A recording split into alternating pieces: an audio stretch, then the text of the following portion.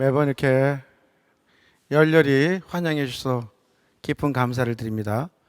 열렬히 박수 치지 않은 분 두 분 계시는데 그분들께도 다시 한번 큰 박수를 부탁드리겠습니다. 다음 시간에 지난 시간에 이어서 희망의 삶 두 번째 시간 시작하도록 하겠습니다. 먼저 로마서 8장 24절부터 25절의 말씀으로 묵상하면서 시작하겠습니다. 성부와 성자와 성령의 이름으로 아멘. 사실 우리는 희망으로 구원을 받았습니다. 보이는 것을 희망하는 것은 희망이 아닙니다. 보이는 것을 누가 희망합니까? 우리는 보이지 않는 것을 희망하기에 인내심을 가지고 기다립니다.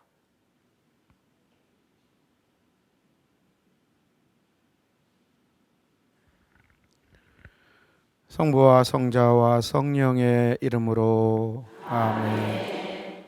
참 예수님, 우리나라 이제 백신 이 접종률이 아주 급격히 늘어나서 조만간에 여러분들이 저처럼 마스크를 벗고 강의를 들을 날이 빨리 올 겁니다.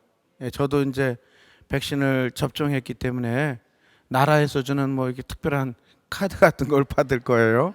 그래서 마스크 벗고 막 다녀도 되는 이러한 특별한 지위를 백신을 접종 완료했다는 지위를 이제 득하게 될 거예요.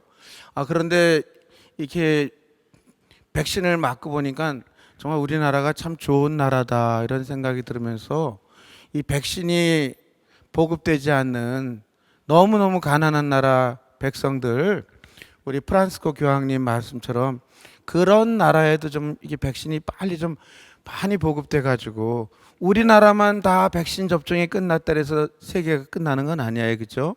다 이제는 인류가 한 공동체이고 지구가 교황님 말씀처럼 한 집인 거예요. 한 집.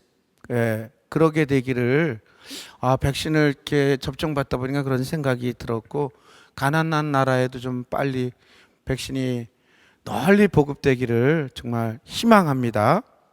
그 전에 한번 제가 강의할 때 전임 교황님이신 베네딕토 16세 교황님, 교황님께서 어느 해 성탄 때 강론하셨던 이 제셀이라는 유다인 아이의 이야기, 숨바꼭질 이야기 들려드렸잖아요, 그죠? 그래서 제가 다시 한번 그 베네딕토 16세 교황님의 말씀을 묵상하면서 궁극적으로 우리가 찾아야 될 희망은 예수님이시죠, 그죠? 그분만이 우리의 희망이시니까 보이진 않지만 로마서의 말씀처럼 우리가 보이는 것을 누가 희망합니까? 보이는 것은 다 사라지게 되어 있는데 영원한 것은 보이지 않는 거예요. 보이지 않는 것을 우리가 희망하기 때문에 그렇죠? 그 예수님을 찾아야 되는데 그 베네딕토 16세 교황님께서 정말 잘 적절하게 표현하셨다는 생각이 들어요. 우리는 술래이고 그분은 숨어 계셔. 이 숨바꼭질의 놀이는 세상 종말이 온 날까지 계속되어야 될 겁니다. 희망을 찾는 우리들의 노력이 이게 숨바꼭질이에요, 그렇죠? 또 그런 생각이 들었어요. 성탄 때가 되면 우리가 늘 인사하잖아요. 메리 크리스마스. 그렇죠? 그 메리 크리스마스란 말이 매우 기쁜 크리스마스란 뜻이에요. 그럼 크리스마스란 그리스도의 미사란 뜻이죠, 그렇죠? 그리스도의 미사란 뜻이에요. 그럼 매우 기쁜 그리스도의 미사. 근데 이거를 매우 기쁜 그리스도의 미사 이러면 재미가 없잖아요, 그렇죠? 그래서 메리 크리스마스 이러는 거예요. 그런데 이게 이제 이 그리스도의 미사라고 이렇게 알아들었는데, 그렇게 배웠는데, 워낙은 이 크리스마스라는 말이 우리나라에서 나온 말이라는 거예요. 유래가. 그 유래가 이렇습니다. 그 옛날 옛적에 금슬이 좋은 할아버지 할머니가 너무너무 행복하게 사셨어요. 자식들을 출가 보내고 또 내외가 사는데 금슬이 워낙 좋으니까 늘 대화가 여보, 뒤뜰에 메어놓은 씨암탉 어째서? 대화가 늘 이래. 대화가 늘 이런 거예요. 아, 당신 몸보신 하려고 잡았지. 잘했군, 잘했군, 잘했어. 뭐 이런 식으로 대화를 나누시는 부부였어요, 할아버지 할머니가. 근데 이분들이 아주 좋아하는 두 내외가 적적할 때 하시는 놀이가 숨바꼭질이었어요. 영감, 오늘 심심한데 우리 숨바꼭질이나 할까요? 그러지 뭐. 자, 합시다. 가위바위보 해서 이제 그날은 술래가 할머니가 되신 거예요. 할아버지가 숨고 이제 할머니가 이제 탁 무궁화 꽃이 피었어. 무궁화 꽃이 피었습니다. 무궁화 무궁화 찾아요 영감. 찾는 거야. 우리 영감 어디 숨었나? 우리 영감 어디 숨었나? 그날따라 할아버지가 굴뚝 뒤에 찾기 어려운 곳에 탁 숨어있어. 이 제시엘처럼 탁 숨어있어. 얼굴에 굴뚝에 검정칠하고 이렇게 숨어있는데 할머니가 어디 숨었나? 우리 영감 어디 숨었나? 찾다가 굴뚝 뒤에서 찾았어요. 그때 할머니가 이렇게 말씀을 하십니다. 크리스마스 영감.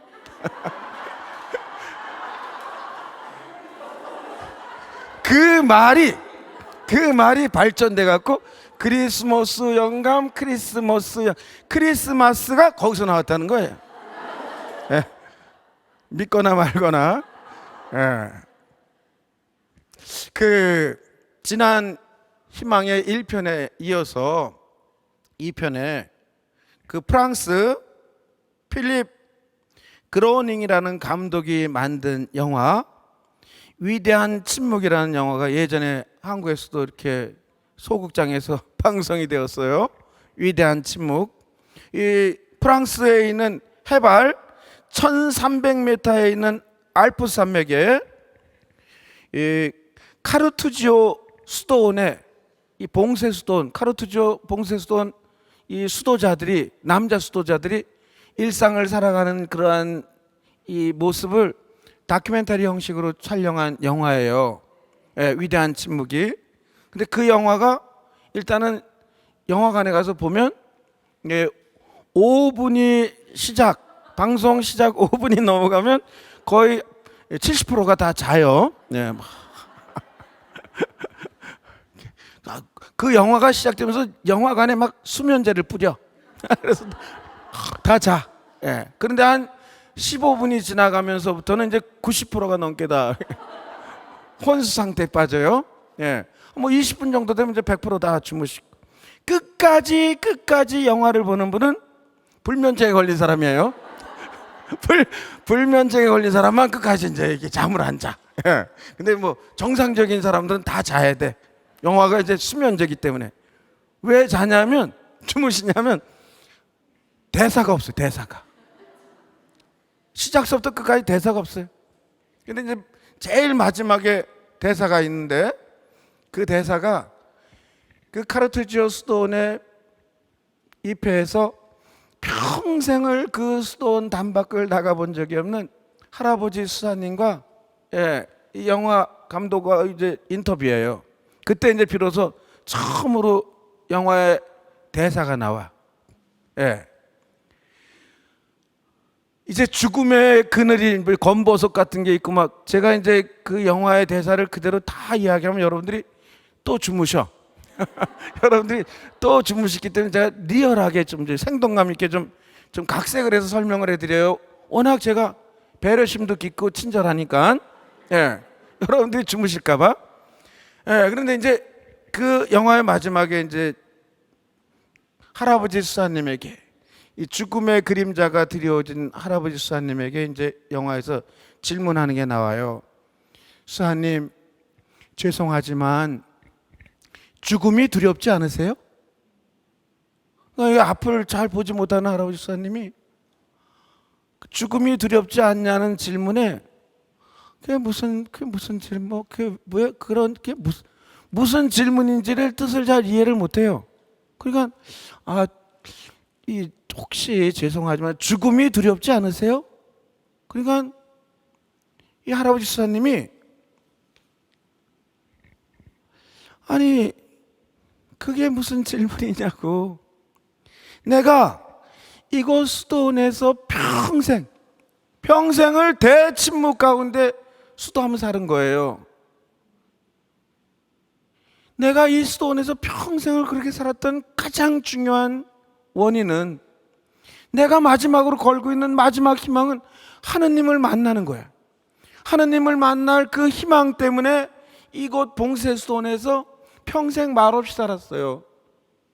근데 하느님을 만나려면 죽어야 돼. 이 육신이 죽음을 겪어야지 하느님을 비로소 만날 수 있어. 예? 그런데 할아버지 수사님이 생각할 때 당신도 이제 점점 육신이 노쇠해지면서 죽음이 점점 당신에게로 다가온다는 것을 느끼는 거예요. 그러니까 이제 곧 내가 죽으면 하느님을 만나겠지라는 이 기대와 설레임과 희망에 부풀어 있는데 죽음이 두렵냐니, 그게 도대체 무슨 질문이냐는 거예요. 이해하시겠죠? 내가 하느님 만날 그 희망 때문에 이곳 봉쇄수도원에 이날 이때까지 살아왔는데 죽음이 두렵냐니, 그게 무슨 질문이냐고. 그렇죠?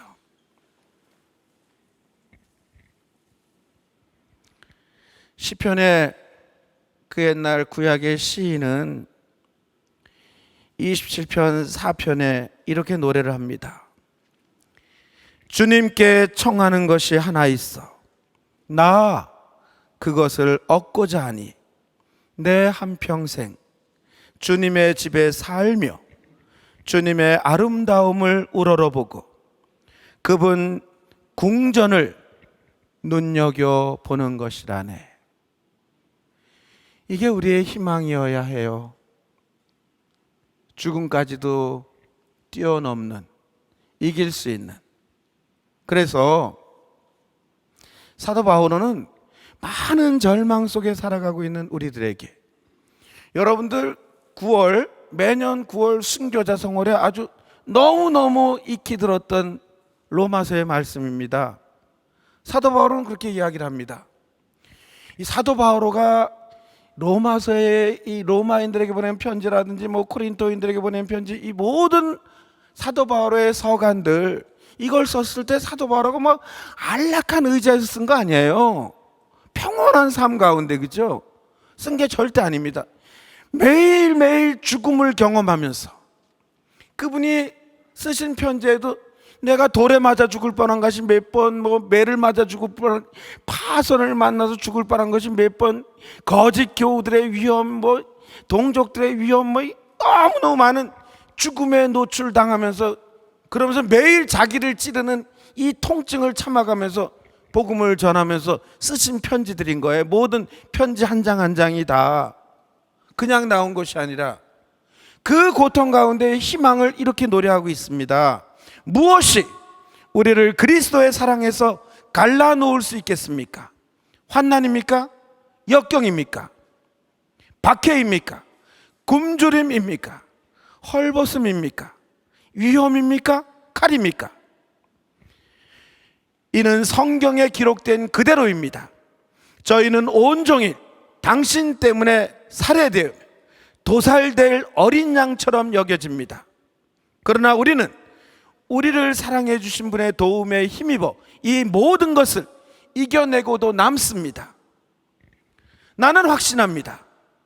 죽음도 삶도 천사도 권세도 현재의 것도 미래의 것도 권능도 저 높은 것도 저 깊은 것도 그 밖에 어떠한 피조물도 우리 주 그리스도 예수님에게서 드러난 하느님의 사랑에서 우리를 떼어놓을 수 없습니다. 이게 희망이에요. 이렇게 사는 것이 희망입니다. 이런 희망을 살지 못하고 있는 가장 중요한 이유가 무엇일까? 먼저 우리가 희망을 살지 못하는 이유에 대해서 진단을 내려야 된다고 생각을 해요. 제 자신은 그 옛날 창세기에서 원죄를 저지른 아담과 하와가 숲속에 숨어 있습니다. 이 창세기의 이야기라든지 성경의 재미난 이야기들은 제가 교훈적인 얘기라든지 너무너무 이 성경에서 아주 쪽집게처럼 발췌해서 제가 아주 참신하게 한번 강의를 하려고 그래요. 언제일지 모르지만 이번 20번 저와 함께 신앙 산책에 성경 강좌가 2번이 포함되어 있어요. 그때 좀 말씀을 드릴게요. 어쨌든 하느님께서 아담을 찾으세요. 아담아 아담아 너 어디 있느냐 찾으시잖아요. 그죠? 이게 궁극적으로는 우리에게 말씀을 건네시는 거예요. 각자 여러분들의 이름을 생각해 보세요. 세례명을. 뭐 저 같은 경우 치리학고에 너 지금 어디 있느냐? 평화봉성 강의하는 강단에 서 있습니다. 강의 자리에 서 있습니다. 뭐 여러분들 그죠?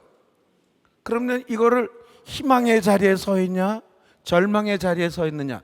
너는 지금 어느 자리에 서 있느냐? 이렇게 물으시는 거죠. 궁극적으로 나를 찾고자 하는 자리에 서 있느냐, 아니면 세상적인 것을 찾는 데 서 있느냐, 여러 가지 질문이 될 수 있어요. 결국 이 질문은 너는 어떤 희망의 자리에 서 있느냐라고 물으시는 거죠. 그렇죠? 그렇다면 내가 희망을 살기 위해서는 내 자신이 희망을 먼저 살아야 돼요. 우선 내가 기뻐야 돼요. 이기적으로 들릴지 몰라도 가령 여러분들 예수님께서 사랑에 대해서 말씀하실 때 우리 신자분들은 사랑 그러면 사랑 그 누가 말했나 뭐 이걸 먼저 묵상할지 모르겠어요. 근데 사랑하면 자꾸 우리는 이웃 사랑을 먼저 생각해요. 왜냐하면 예수님께서 내 이웃을 내 몸처럼 사랑하여라 이렇게 말씀하셨어요. 그러면 이웃을 내 몸처럼 사랑해야 되겠다 이럴 때 이 타인의 존재를 먼저 사랑하라고 말씀하시는 거를 우리는 자꾸 이해를 해서 남을 먼저 사랑하는 것을 생각한단 말이에요. 근데 사실은 그 말씀 안에 숨겨져 있는 이면에는 내 사랑이 먼저인 거죠. 만약에 자기를 막 학대하는 사람이야, 자기를 막 늘 자기에 대해서 절망에 빠져서 맨날 자기를 정말 비하하거나 자기 자신을 못 살게 굴어. 넌 왜 그 모양이냐?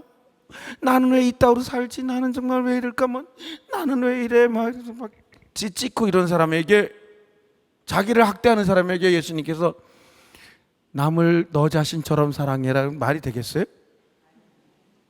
된다 안 된다? 네.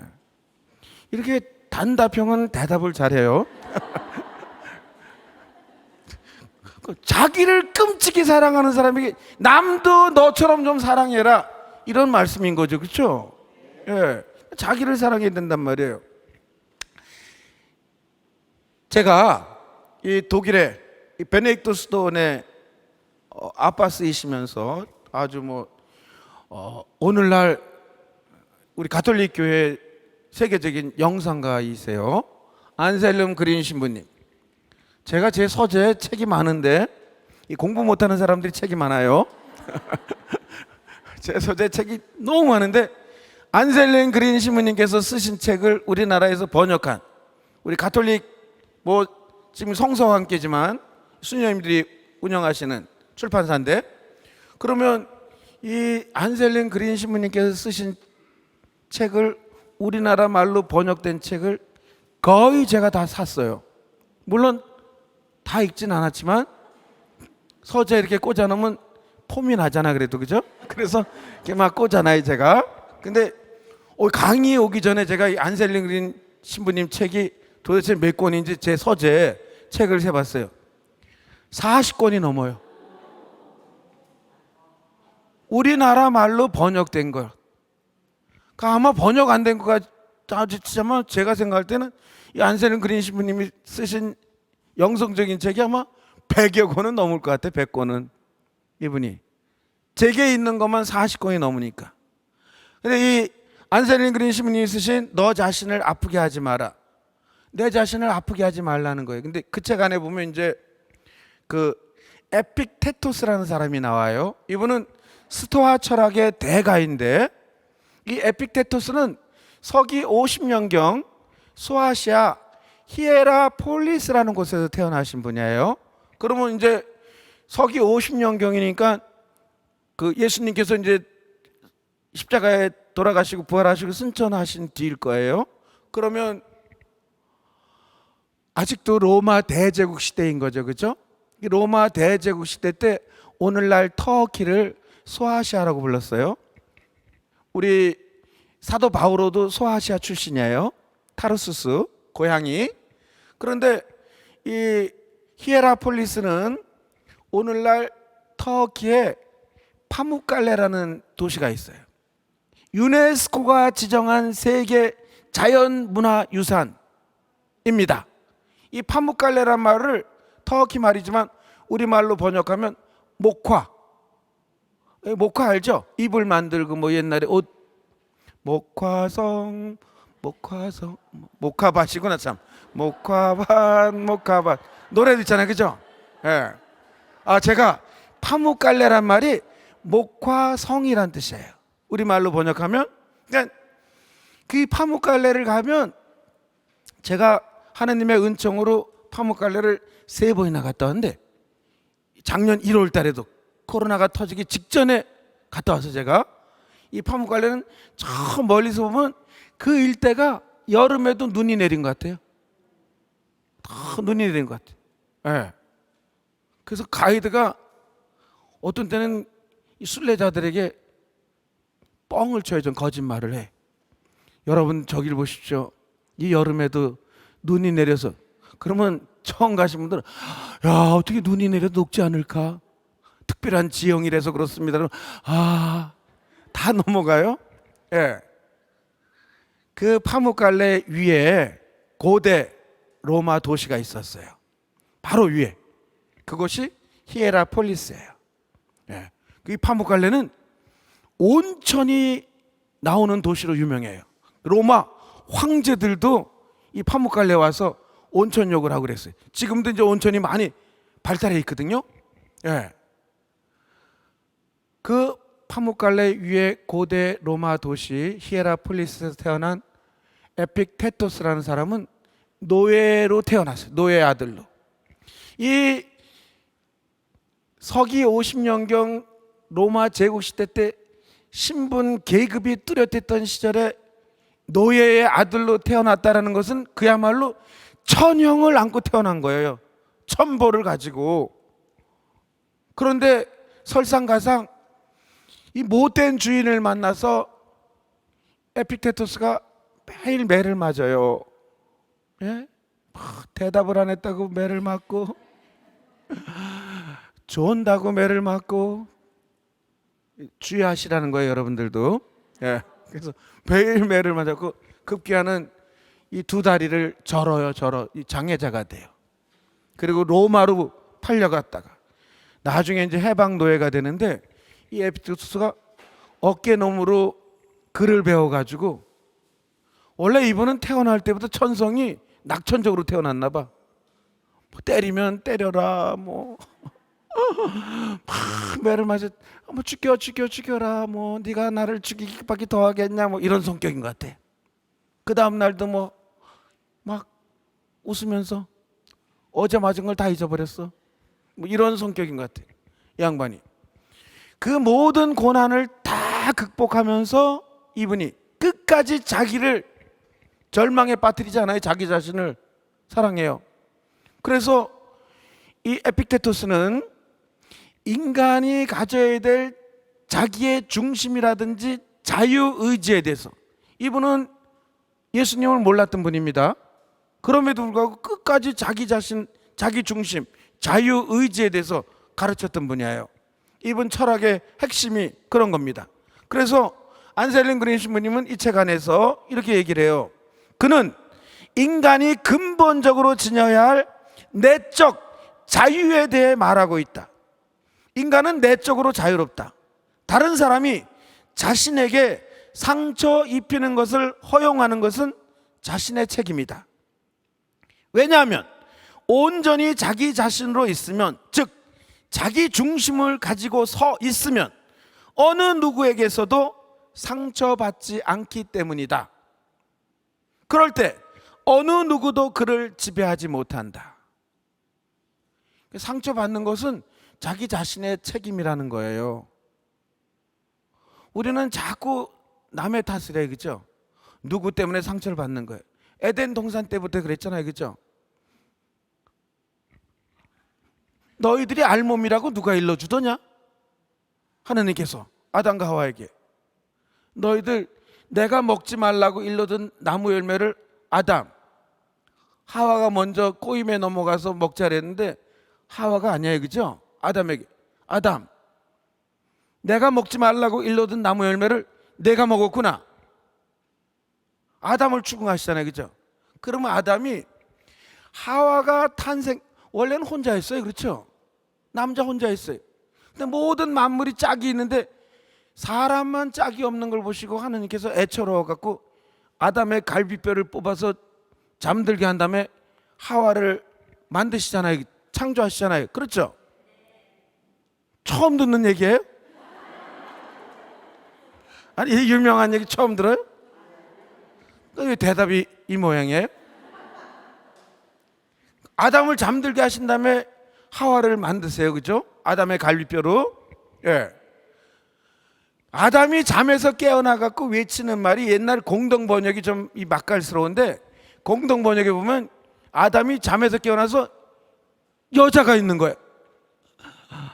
성경은 그렇게 표현하고 있지 않지만 눈이 둥그레진 아담이 너무 좋아서 드디어 나타났구나. 내 살에서 나온 살이요, 내 뼈에서 나온 뼈로구나.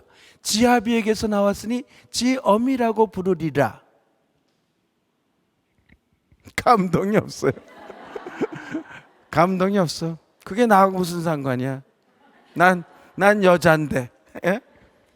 자, 그런데 예전에 우리 신학교 때 이 구약 인문을 강의하셨던 교수님께서 요 대목에서 이렇게 말씀하시는 거예요. 히브리어, 구약 성경이니까 히브리어 원본에는 드디어 나타났구나, 내 살에서 나온 지어비를 부르리라. 알아듣겠어요? 네. 모르시면 다시 돌려봐요. 지엄이라고 부르리라 다음에 히브리 원본에는 있는데 번역 과정에서 생략된 말이 있대요. 우리가 신학생 때 공부를 하는데 뭘까? 그런데 교수님께서 드디어 나타났구나, 부르리라 다음에 얼씨구 좋구나, 지화자 좋구나가 히브리어 원본에는 있었는데 번역 과정에서 생략한 거라는 거예요. 진짜인지 아닌지 잘 모르겠지만 교수님이 이렇게 말씀하시니까 우리가 그대로 막 받아 적었어요. 얼씨구 좋구나, 지화자 좋구나. 근데 교수님 말씀은 이 아담이 하와를 보고 외쳤던 것은 그냥 좋아서 외친 게 아니라 너무너무 좋아서 춤을 추면서 외친 거래요. 그랬던 아담이 내가 먹지 말라고 일러둔 나무 열매를 내가 먹었구나. 그러면 사내 대장부가 숲속에서 딱 나와서 무릎을 꿇고 말해, 그죠? 제가 먹었나이다, 저를 벌하시옵소서, 뭐 이래야 되잖아, 그죠? 아주 좋아 죽을라래요, 우리 자매님들 아주 좋아 죽을래. 그래야 되잖아요, 그렇죠?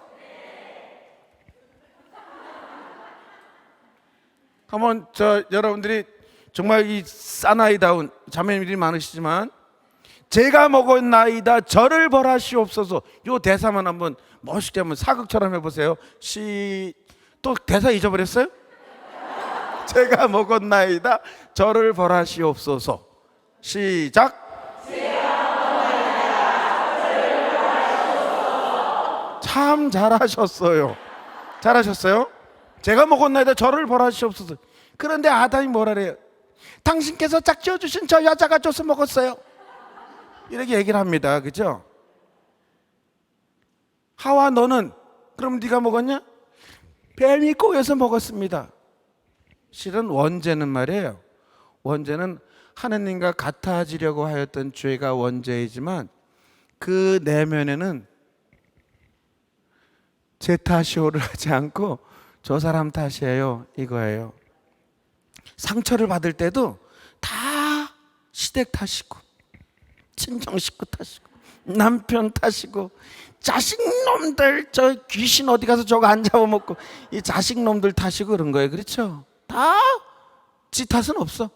미사 때는 뭐 제 탓이요 제 탓이요 또 이렇게도 하지 않아. 제 탓이요 제 탓이요 이러지. 그렇죠? 탓을 느낄 겨를이 없어. 너무 빨리 넘어가서. 그래서 늘 미사 때만 잠깐 가슴을 두드리는 거지 실생활에서는 남 탓이야. 예. 이 상처 받는 것은 자기 탓이라는 거예요. 에픽테토스가 만약에 이분이 귀족의 아들로 태어나서 정말 고급 고등교육을 받고 상아로 만든 책상에 딱 앉아갖고 모든 인간은 자기 중심을 가지고 서 있으면 상처받지 않는다. 상처받는 것은 본인 자신의 책임이다 라고 이렇게 글을 썼어. 귀족의 아들로 태어나서 상하 책상에서 끄적거렸어. 그러면 우리가 이분에게 드릴 가장 좋은 명대사가 있죠. 너나 잘하세요. 그렇죠? 그런데 에픽테토스는 노예의 아들로 태어나서 노예로 살다가 매를 맞아갖고 이 두 다리를 절게 되는 장애자로 살게 돼 평생을. 이랬던 사람이 이런 글을 쓴 거예요. 그렇죠? 근데 이 에픽테토스의 영향을 많이 받았던 분이 황금의 입. 너무 강론을 잘하셔갖고 강론이 막 그냥 주옥 같아. 그래서 별명이 황금의 입이야. 저를 그렇게 부르는 사람들도 있어요. 가끔씩. 여러분들의 웃음이 내 비웃음이라는 걸 다 알지만 상처받진 않아. 제가 중심을 가지고 있으면. 예. 우리 이 가톨릭 교회 서방 4대 교부 중에 한 분이신 황금의 요한 크리소스토무스, 이 성인은 이 에픽테토스의 영향을 많이 받으신 것 같아요. 제가 아니라 안셀름 그린 신부님께서 이렇게 말씀하세요. 그러면서 안셀름 그린 신부님은 성 요한 크리소스토무스 역시 에픽테토스의 문장을 인용하며 자기가 자신을 상처내는 경우를 제외하면 아무도 상처받을 수 없다라는 제목의 글을 쓰셨습니다. 이렇게 말씀하겠어요. 예. 그러니까 상처받는 것은 거의 대부분 자기가 자기에게 낸다 이거예요. 그래서 이 안셀름 그림 신부님은 요한 크리소스토무스와 함께 교부들은 이 주제에서 상처받는 것은 본인 자신의 책임이다, 이 주제에서 영성적인 길을 항상 치유의 길로, 즉 자신의 상처와 자기 삶의 역사를 성숙한 방법으로 대하는 길로 이해했음이 분명하다. 영성생활의 목적은 인간 구원이고 해방이다. 우리가 영성생활하고 뭐 완덕을 향해서 나아간다는데 이게 가장 중요한 것은 인간 해방이고 구원이에요. 궁극적으로 희망의 길로 나아가는 겁니다. 그 희망의 길로 나아가는데 걸림돌이 되는 것이 자기 자신을 비하하고 상처받는 거예요. 여기서 해방될 때 우리가 또 희망이 있는 거지. 그렇죠? 네. 그리스도인은 외부에서 받는 고통에 전혀 좌우되지 않는 자유로운 인간이다. 세상이 아닌 오직 하느님에 의해서만 좌우되는 자유로운 인간이다. 하느님이 만든 사람, 하느님에게서 태어난 사람은 진실로 자유롭다. 이것이 성경의 기본 복음이다. 그리고 초기 그리스도인들의 기본 체험이다. 하느님께서 만드신 모든 이들, 하느님께서 인간에게 주신 가장 소중한 선물이 자유의지입니다. 그런 그 선물을 온전히 받은 사람들은 세상 그 어떤 혼란 속에서도 자기 중심을 가지고 우뚝 서 있어요. 그럴 때 세상 어떤 것들이 상처를 주지 않는다고. 계속 희망을 향해서만 나아갈 수밖에 없어요. 다 그런 건 아니죠. 다 그런 건 아니죠. 그 정도의 이제 경지에 올라서야 된다는 거죠. 그렇죠? 자꾸 우리가 그런 쪽으로 우리가 희망을 가져보자는 거예요. 그렇죠? 여러분들, 아주 쉬운 일례로 지금 김대건 최양업 신부님 두 분이 동창이신데 이 서품 때문에 이제 확 갈라지셨는데 이 김대건 신부님 그늘에 가려워 갖고 최양업 신부님이 조금 빛을 잘 못 봅니다. 그래서 이 김대건 신부님 탄생 200주년이지만 실은 최양업 신부님도 같은 탄생 200주년을 지내고 있어야 돼요. 근데 김대건 신부님이 더 돋보이시지만 어쩌거나 이 김대건 신부님이 15세 예비 신학생으로 발탁돼 갖고 중국 대륙을 횡단해서 마카오에서 공부를 합니다. 그죠? 사제가 돼요. 한국 천주교 최초로. 그런데 그 어렵사일이 사제가 돼서 1년도 안 돼서 붙잡히시잖아요. 그죠? 예. 백령도 근처 순이도에서.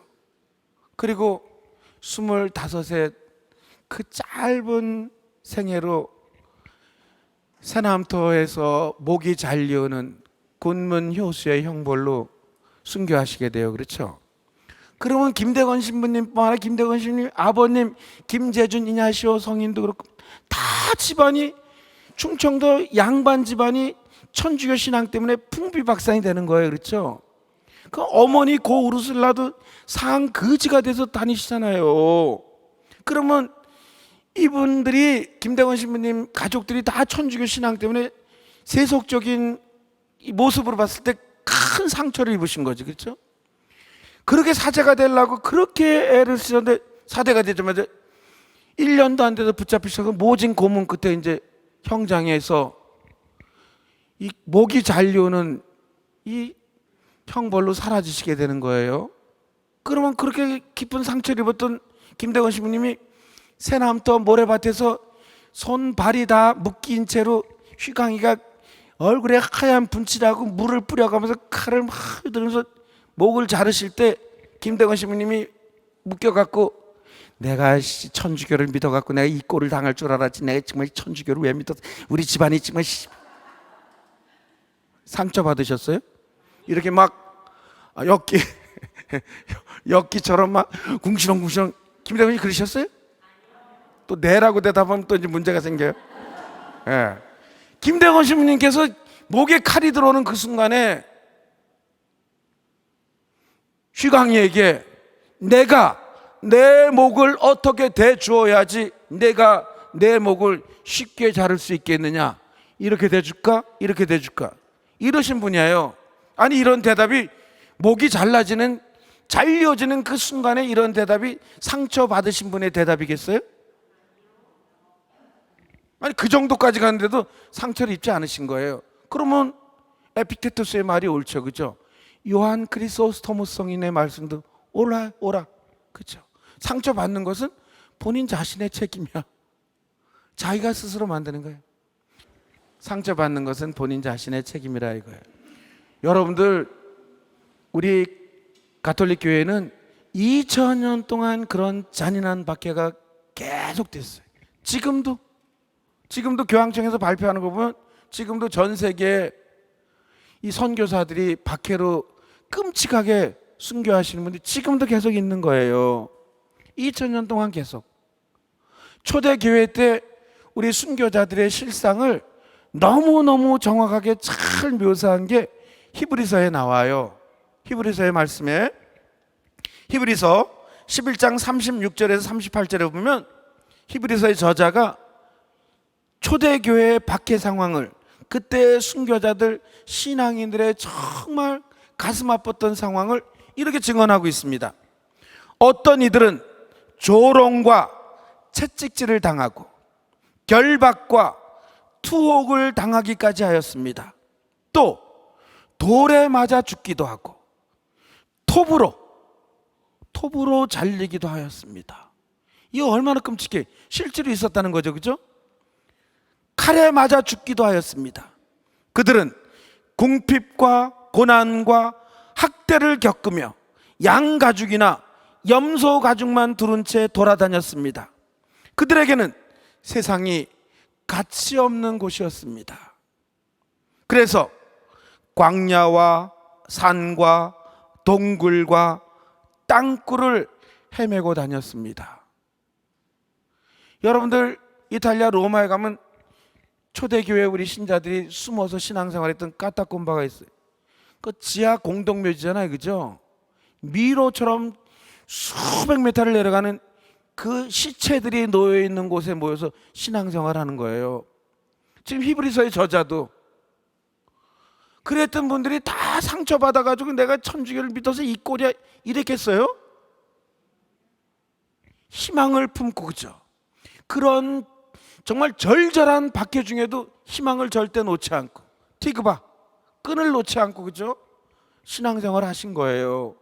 그 당시 우리 신앙의 선조들이 2000년 전, 200년 전 이 땅에도 오늘날도 계속해서 그렇죠. 그러면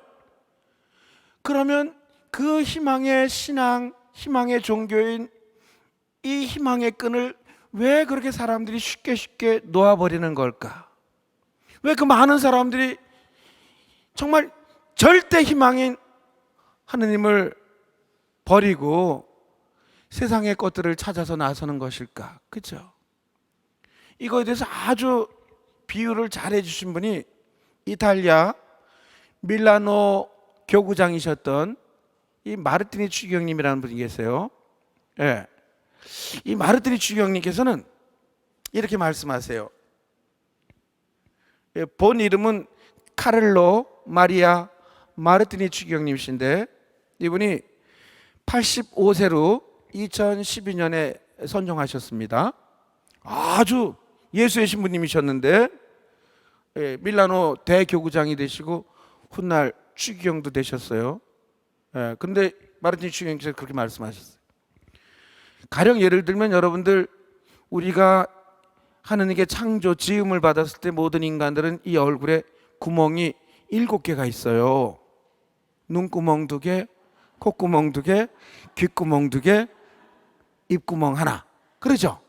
근데 요 면적에 구멍이 7개 뚫려 있는데 눈이 커봐야, 눈이 큰 아이란 노래도 있는데 눈이 커봐야 얼마나 크겠어요, 그죠? 작아봐야 코가 오뚝하더라도 다, 그죠? 거기서 거기죠, 요 면적에서, 그죠? 근데 세상에 똑같은 사람이 단 한 명도 없어요. 단 한 명도. 쌍둥이도 틀려, 얼굴이. 근데 얼굴은 그 면적이 크잖아요. 지문을 보세요, 지문. 요 작은 손가락 지문에 어떤 문양을 그렸길래 아담과 하와로부터 세상 종말이 올 때까지 지문이 똑같이 일치하는 사람이 없어요. 고로 나란 존재는 이 지구상에 세상 시작서부터 종말까지 나란 존재는 단 한 명밖에 없는 가장 귀한 존재로 하느님께서 창조하신 거예요. 그러면 나는 하느님께 사랑을 받고 있구나. 프란스 교황님께서 말씀하신 것처럼 지난 시간에 사랑받고 있다는 확신을 가질 때 우리는 또 희망을 가질 수 있습니다. 나란 존재가 너무 귀한 존재이니까. 그런데 왜 떠난 걸까요? 마르티니 추기경님은 사냥개의 이야기를 비유로 들겠습니다 이러시더라고요. 책에서.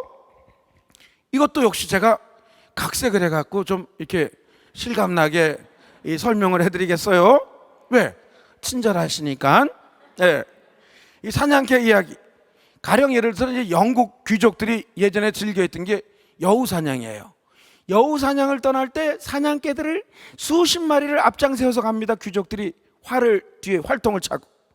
그러면 이 사냥개의 역할은 뭐냐면 여우를 발견하면 자기 혼자 막 달려가서 여우를 콱 물어갖고 주인 사냥꾼에게 데려오면 그 사냥개는 죽습니다. 자기 본분을 못했기 때문에. 사냥개가 여우를 물어가지고 주인에게 갖다 주면 그게 사냥이야? 자기가 직접 활로 쏴야지, 그죠? 이건 이제 동물 애호가들 때문에 없어졌어요, 많이 지금 영국에서. 예, 옛날 중세 영화 때도 나와요. 그럼 사냥개들의 이 임무는 뭐냐? 여우를 발견한 그 수십 마리의 사냥개들이 여우 쪽으로 달려가 갖고 사냥꾼 쪽으로 몰아줘야 돼. 여우 몰이. 옛날에 우리 시골에서, 이 시골에 살 때 겨울에 눈 내렸을 때 산에 올라가고 막 산토끼 잡을 때 토끼 몰이라고 있어요. 막 위에가 막 산꼭대기 내려 와, 그럼 토끼는 위로는 잘 올라가, 뒷발이 길어가지고. 근데 밑으로 내려가는 건 내려가다가 뒷발이 길어서 막 떼굴떼굴 굴러요. 그때 이렇게 건지면 돼. 토끼 사냥이 그래요.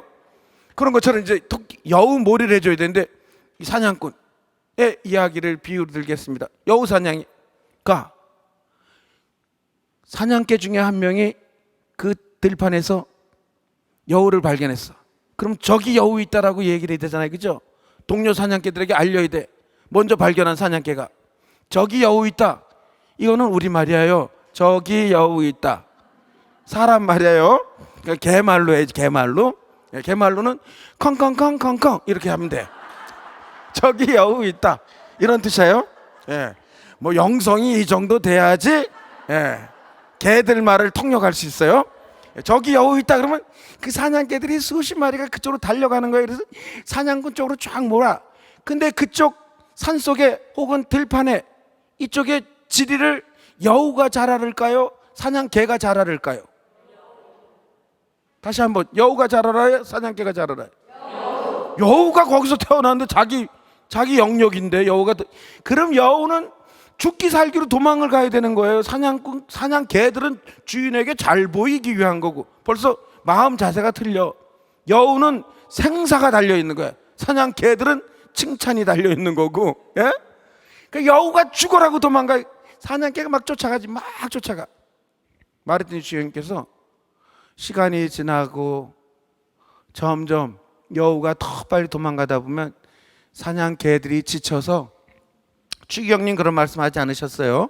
제가 생각할 때는 이제 지쳐서 사냥개들이 혀가 나와 이제 하하. 예. 그리고 이제 침이 이렇게 사냥개들이 이렇게 침이 나와요. 그걸 이제 개거품이라래요. 개거품을 막 그러면서 막 쫓아가다. 그러지 모든 개들이 다 낙오한다는 거예요. 끝까지 여우를 쫓아가는 사냥개는 자기 눈으로 직접 여우를 본 사냥개들만 쫓아가게 되어 있습니다. 신앙도 희망도 이와 같습니다. 신앙도 희망도 이와 같습니다. 자기 눈으로 희망을 본 사람들, 자기 눈으로 하느님을 만난 사람들, 자기 귀로 늘 하느님과 대화를 나누는 사람들, 이런 사람들만이 중도에 포기하지 않고 끝까지 희망을 쫓아갈 수 있습니다. 이게 말씀하신 거예요. 드디어 여러분들이 이제 입에서 아멘이라는 소리가 나오고. 제가 아주 재미난 시 한 편을 읽으면서 마치도록 하겠습니다. 이 글은 말이죠, 다음의 글은 예전에 제가 읽었던 건데, 초등학교 6학년 서울 모 초등학교 6학년 남자 어린이인데, 홍의용이라는 어린이인데 저는 잘 모르겠어요. 지금 이제 얼만큼 컸는지. 이 시를 쓴 남자 어린이, 자기가 쓴 건데, 이 어린이는 하도 공부를 못 해가지고 집에 가면 엄마가 너는 어쩜 이렇게 머리가 돌이냐 넌 어쩜 이렇게 머리가 나쁘냐.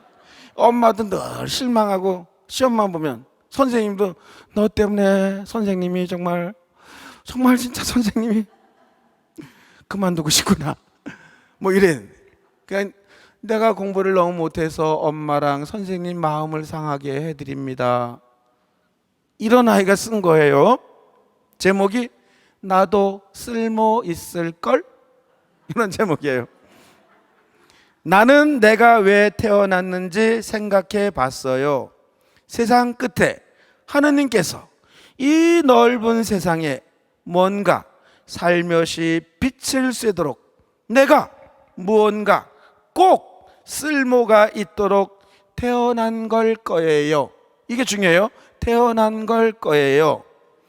하늘의 뜻에 따라 노력할 테예요.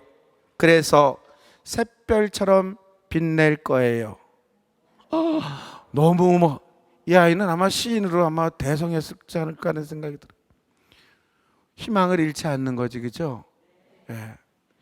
이 어린이도 그렇게 공부를 못해도, 제가 그랬습니다. 늘 신학교 때 꼴찌만 하고, 예. 희망을 잃지 않고. 저도 시를 썼으면 이렇게 썼을 거예요. 예. 다음에 제가 한번 쓴 시를 한번 읽어드릴게요. 그 누군가 이 여러분들 그 연탄재 함부로 발로 차지 마라. 시인 이름 아세요? 안도현 시인. 이 맞추신 분은 기념품 받아가시기 바래요. 예. 연탄재 함부로 발로 차지 마라. 너는 누구에게 그렇게 뜨거웠던 적이 있었느냐? 제가 이 시를 가지고 시를 썼어요. 선풍기 함부로 발가락으로 끄지 마라. 너는 누구에게 그토록 시원했던 적이 있었느냐? 예. 이 더운 여름 남들을 정말 시원하게 하고 정말 열정의 희망으로 뜨겁게 만드시는 하루하루를 사시기를 기대합니다. 희망합니다. 감사드리면서 영광송으로 마치겠습니다. 성부와 성자와 성령의 이름으로 아멘. 영광이 성부와 성자와 성령께, 성부와 성자와 성령의 이름으로 아멘. 감사합니다.